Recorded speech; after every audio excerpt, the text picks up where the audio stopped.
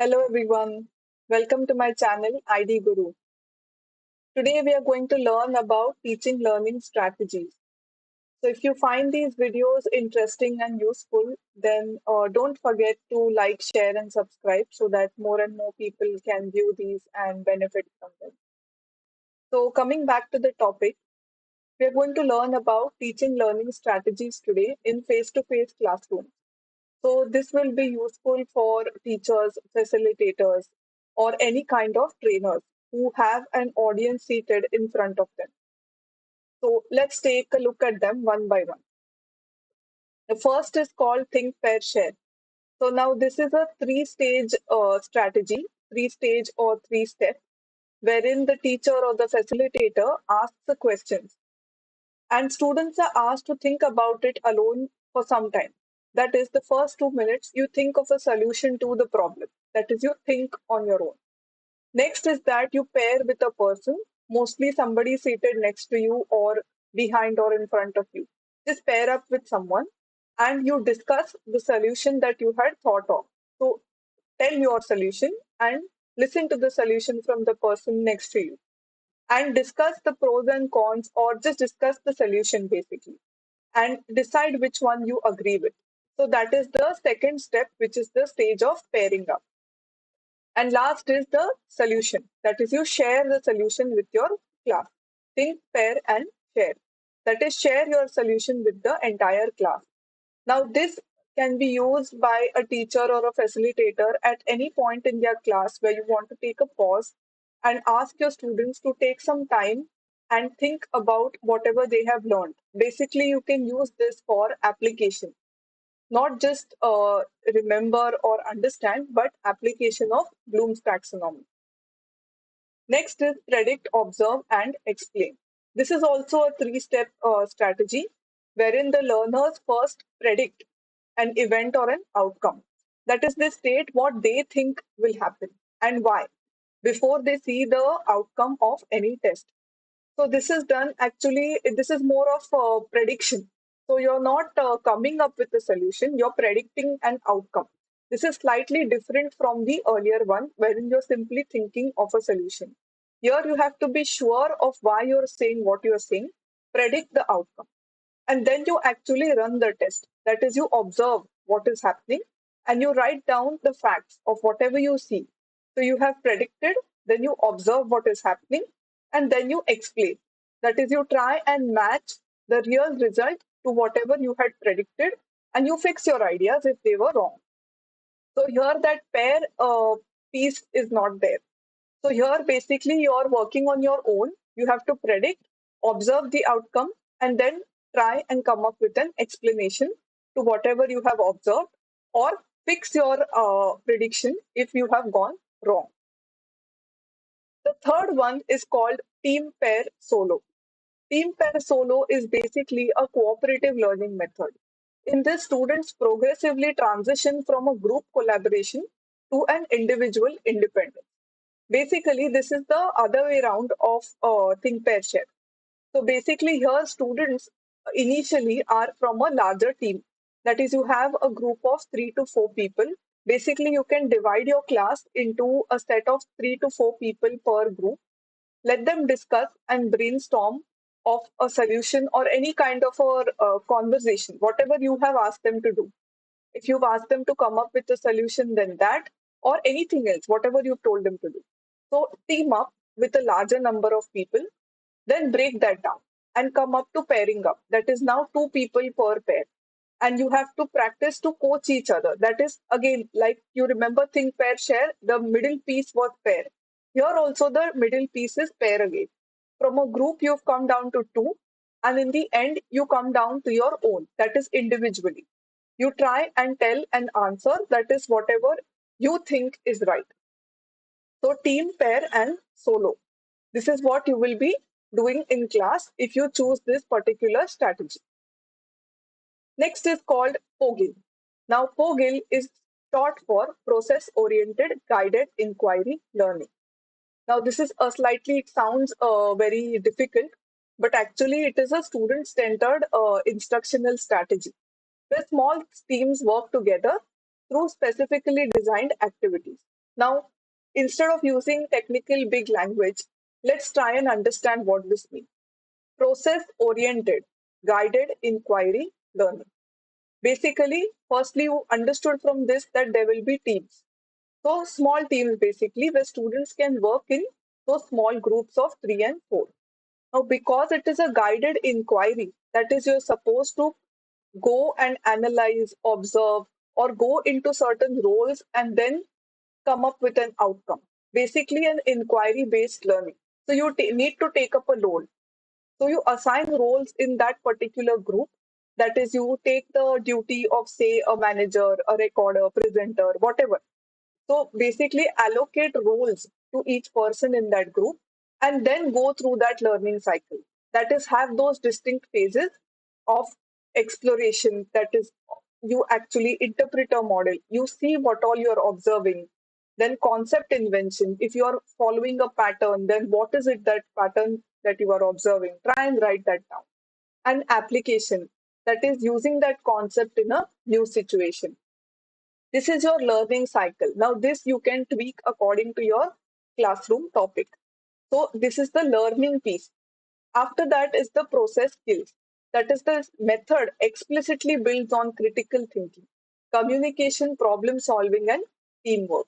Basically, you have to get together with different people and go through that entire inquiry based strategy, which you take on in research work. So this you can use in your classroom also. Instead of you standing and speaking, you let students explore on their own, but in teams. That is why it is process oriented. And because you are there, it is guided. And inquiry learning, because you are not telling them what to do, they will be observing, coming up with solutions, observing patterns, writing everything down. It is inquiry based. So remember, process oriented guided inquiry learning. So in short, FOGIT. This is very interesting if you want to students to especially learn about topics that they will be using later in their laboratory work, or anything that you want them to kickstart on before you give them any kind of project work. So this is something that would be very useful to them beforehand. You can give this in class, and later on they can build up on their project work or their laboratory work. Next is peer discussion. Now, this is very known to everybody. I'm sure everybody knows this. But just to revise, I'll explain it once more. So, this is a very interactive teaching method. It can be used for, firstly, you prepare your students. That is pre-class preparation. Since you're going to have a discussion, peer discussion means basically you will talk in a group, like some sort of a debate, but not literally debate where you're going to stand and contest each other. Not that way. More of a discussion, but in the entire class. Now, how do you do this for the whole class? Basically, you give them some pre-class preparation time. Give them some learning material or reading material, basically, not learning, and let them read up before they come to class. So that what happens is they are clear about the concept in their mind. Then you pose a question in class. That is, the teacher will ask a challenging, conceptual, multiple choice question or a conceptual test or question. But you ask them a question in class. Let students individually vote first. That is, students commit to any, you don't need to tell your name. So it could be an anonymous individual answer using your clickers or paper. So clickers are actually, they are these devices wherein you have the options of A, B, C, D or 1, 2, 3, 4 on the clicker. You have to select your answer. Your name need not come there. Basically, you have to vote for the correct answer. You must have seen this in KBC. Kaun banega crorepati. So clickers is similar to that. So you give an individual vote, and then there is peer discussion. Either you turn to your neighbor or you can go in a group and you discuss your answers, what you thought was right, and you debate the logic. So either this can be done in a pair or in groups. You can decide as the teacher. If your class is really big, then forming two pairs will be difficult. That is two people in one pair. That would be little difficult if your class is very big. So in that case, you go into groups. But if your class is smaller, then you can have pair. That is two students in one pair. And in the end, you have a pre-poll again. Sorry, re-poll, my bad. So re-poll, that is you give a vote for the second time after the debate has happened and you have discussed your answers. You see if you want to keep your vote the same or you would like to change it. So you vote for the second time. And in the end, the instructor will explain the correct concept based upon the final poll results. So you have the entire poll result in the classroom and you can explain to your students what is the correct answer and why. So peer discussion helps students in actually elaborating and telling whatever is going on in their mind, coming up with an answer and building that capacity to speak in pairs or in a class. So you even are developing those public speaking capabilities, right? So that is why these different teaching learning strategies when you are using a face-to-face classroom. Instead of having simply a lecture-based approach where the teacher speaks and the student listens, why not have these different strategies in classrooms where students are encouraged to think and speak, develop their thinking skills. So let's see the next few strategies. Demo drill and practice. Now, this technique is there in which students are given the same materials repeatedly till they achieve a mastery. So now something that is which needs repetition. That is, you need them, say grammar or something like spellings or mathematics formulae, something that needs a drill. That is, you cannot have any other way of learning. Drill and practice means keep repeating it.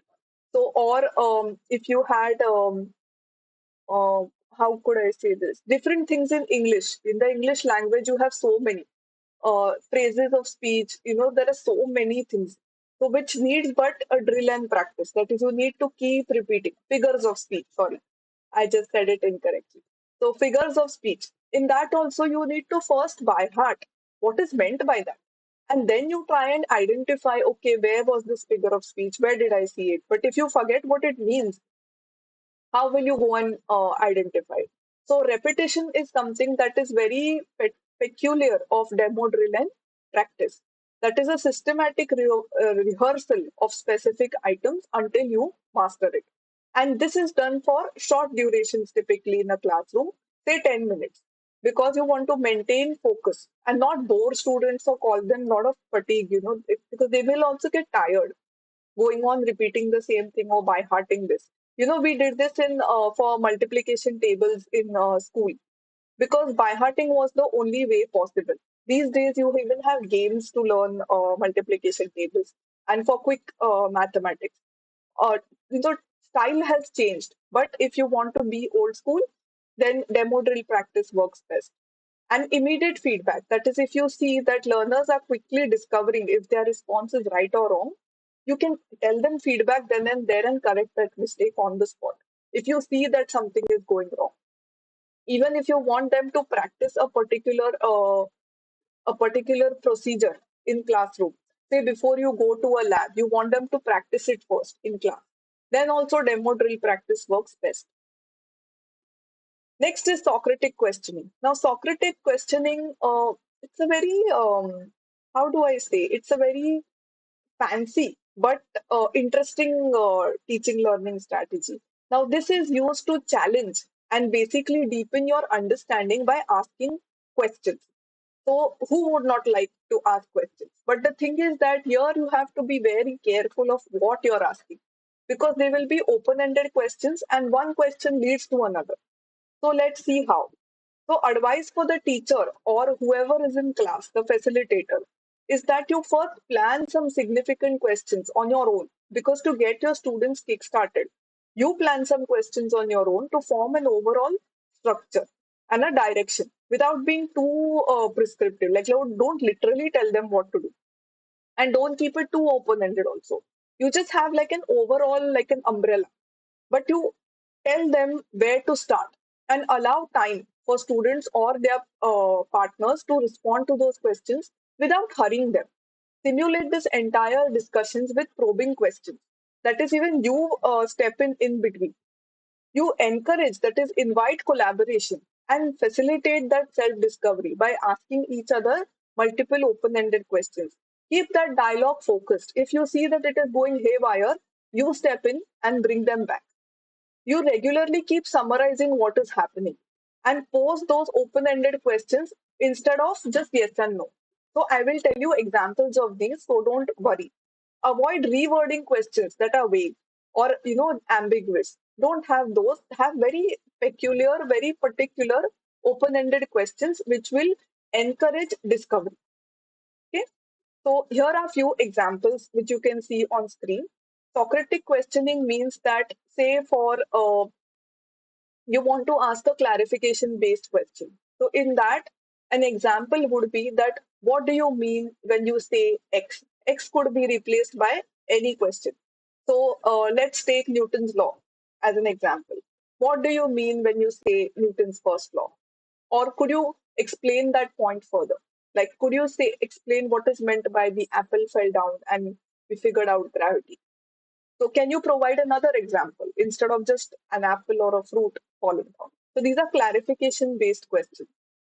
Challenging assumptions, is there a different point of view? That is this the only way to look at something? What assumptions were you making? And are you saying that, you rephrase whatever is there in your mind? Then, for evidence and reasoning, can you provide an example that supports what you are saying? You have to ask these things. So, Socratic questioning always will help you ask questions and discover learning. So, ask questions, discover learning. So, you can see there are multiple questions on my screen right now. So, can you provide an example that supports what you're saying? Can we validate that evidence? Do we have all information we need? Are there alternative points of views? How could someone else respond? Why? How would this affect someone? What are long term implications? What do you think was important about that question, whatever you're asking? And what would have been a better question to ask? So there are so many things that you can ask each other and then eventually discover an answer. So if you want them to go in something that is called Socratic circles, then you can see the questions on the right hand side, not questions, pointers on the right hand side of the screen. That is, students are asked to read a chosen text or passage, and we guide them to analyze it and take notes first. Then students are arranged in two circles, an inner one and an outer one. The inner one is told to read and discuss the text with each other, whatever was given to them for the next 10 minutes. Whereas the outer circle will keep quiet for that much time. They will simply observe what the inner circle is speaking. That is, they have read the text and they are discussing. The outer circle will simply listen. Once completed, now the outer circle will be given 10 minutes to evaluate whether the inner circle's dialogue was correct or wrong or whatever it was and provide feedback because they were listening for so long. They did not speak in middle. They were simply listening to the ongoing discussion. So they will basically give feedback.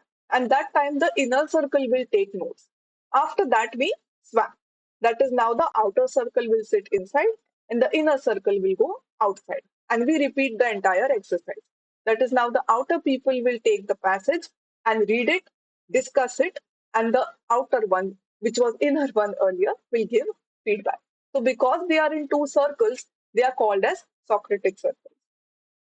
Another example of Socratic questioning is you can have Socratic seminars. That is, the teacher uses Socratic questions to engage discussion and a targeted learning goal, often a text that invites authentic inquiry. Basically, guidelines are provided to students to agree to fair participation, including example questions and behaviors for thinking, interacting, listening within the group.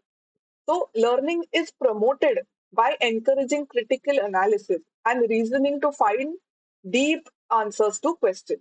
The teacher can even define some of these initial open ended questions, but they need not adopt the role of a leader. So, all these questions that we saw on the left hand side of the screen would fall into Socratic seminars, wherein the teacher will just prompt them, that is, kickstart them, and then leave them to figure out the answer.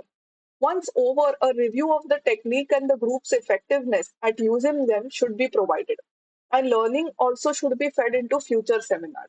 That is, what went wrong or right. Everything should be discussed. There is no one sided lecture here. So, Socratic questioning is slightly tricky If you have a class that is slightly shy, or they're not that okay with speaking up that much.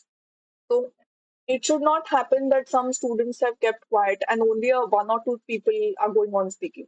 That should not happen. So Socratic questioning can be little bit tricky. The teacher has to make sure that you are doing this very intelligently. Socratic circles can be a good thing to do in class once in a while.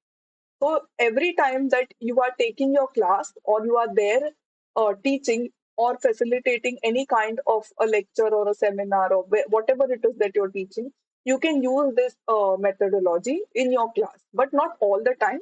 Once in a while works. Next is faded example. Now, this is a teaching method that starts with fully solved problems, and we slowly remove the steps.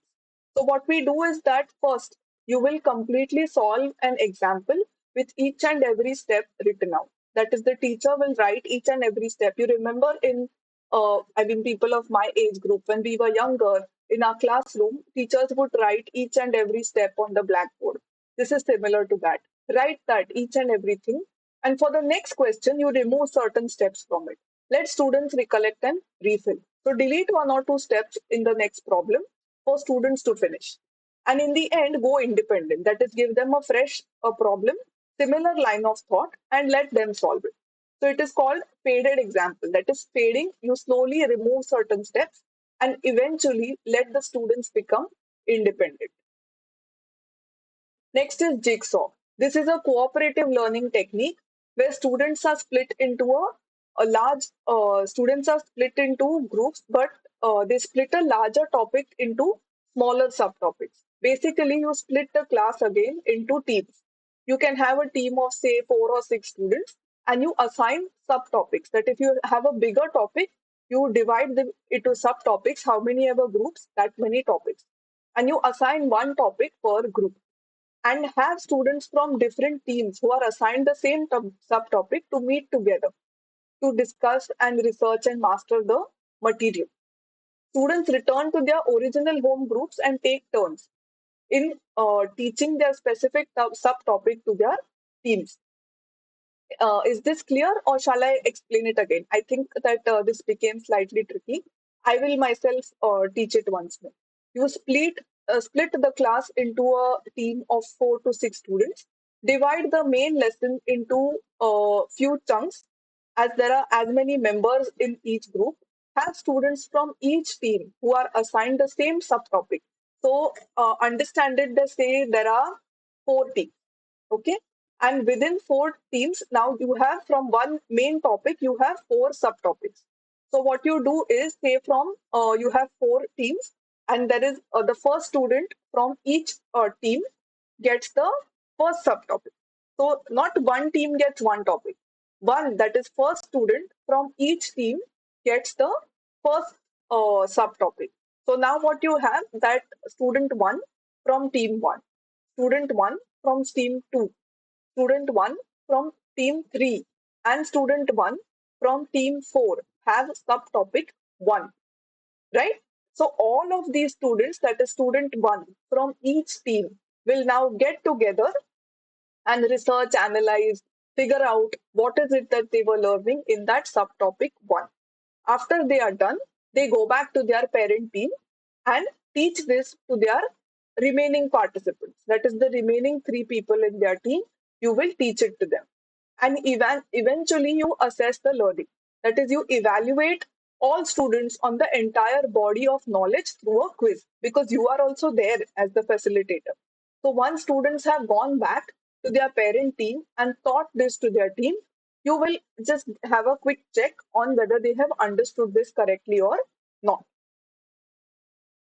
And lastly, we have a fishbowl strategy. Fishbowl strategy is actually a dynamic group discussion method where participants sit in 2 concentric circles: an inner circle that actively discusses a topic, and an outer circle which listens and take notes.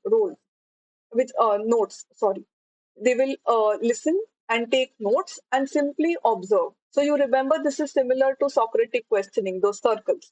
So roles are then swapped, and they practice that active speaking and listening again. So inner circle is the fishbowl, and outer circle is the observer.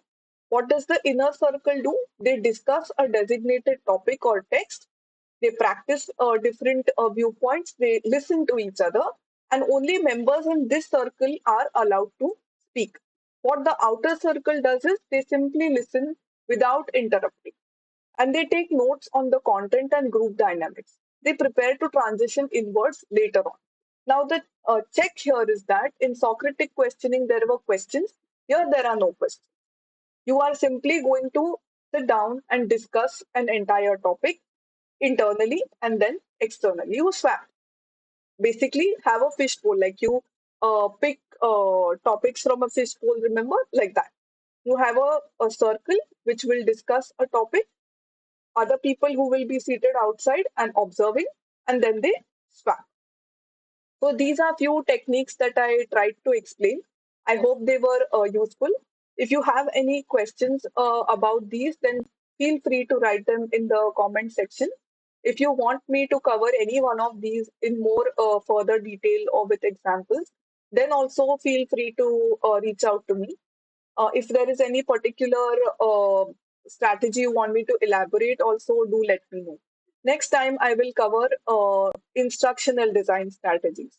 This I just thought of adding in as a useful tool for teachers and facilitators. Next time, we will look at IDs and strategies for IDs. Till then, take care.